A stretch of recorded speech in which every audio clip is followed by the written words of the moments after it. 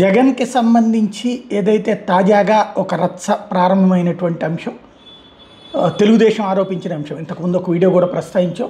ఏదైతే ఒక vehicle container లోపలికి వెళ్ళింది, అది వన్ సైడ్ నుంచి వెళ్ళింది, రికార్డులో రాయలేదు, పోలీస్ అని దాని మీద ఉంది అన్నటువంటిది. ఇక్కడే అసలు లాజిక్. వాస్తవంగా ఆ కంటైనర్ ఏంటో తెలుగుదేశం పార్టీ వాళ్ళకు కూడా తెలుసు. ఇది ఇప్పుడు వైసీపీ వాళ్ళు చెప్పేది. ఎందుకంటే గతంలో వైసీపీ వాళ్ళు అదే కంటైనర్ మీద ఆరోపణ చేశారు. అది కంటైనర్ కాదు, ప్యాంట్రీ. అంటే ముఖ్యమంత్రులు వెళ్ళేటప్పుడు వాళ్ళకి సంబంధించిన భారీ కార్యక్రమం ఉంటే వాళ్ళకి కావాల్సినటువంటి ఆహారం దగ్గర నుంచి ఆయిల్, ప్లేట్లు అన్నీ కూడా ఒక చిన్న సైజు కిచెన్నే తీసుకుని వెళ్తారు.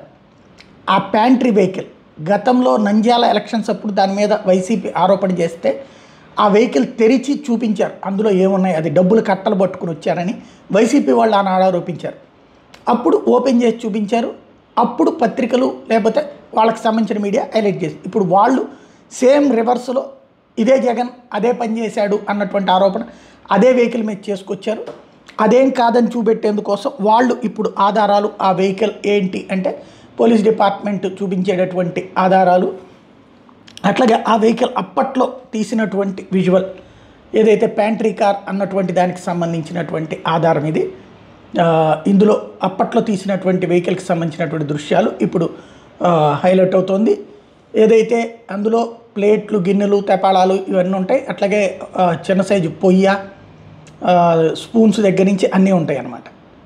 ఇది టోటల్గా మిస్టరీ ఏంటంటే ఇందులో నోట్ల కట్టలు ఎవడైనా తీసుకొచ్చుకునేవాడు ముఖ్యమంత్రి ఇంట్లో పెట్టుకుంటారా, లేకపోతే చంద్రబాబు ఇంట్లో పెట్టుకుంటారు? డంప్ చేయాల్సిన వాడు ఎట్లాగో డంపే చేసేసుకుంటాడు.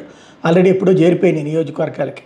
కాకపోతే ఇప్పుడు కాస్త ప్రతిదాని వెనకాల కూడా ఒక మిస్టరీ రచ్చ నడుస్తూ ఉంటుంది. అందులో భాగంగా ఈ వ్యవహారం టోటల్గా కథ కొత్త మలుపులు తిరిగినటువంటి దాంట్లో అసలు వాస్తవం.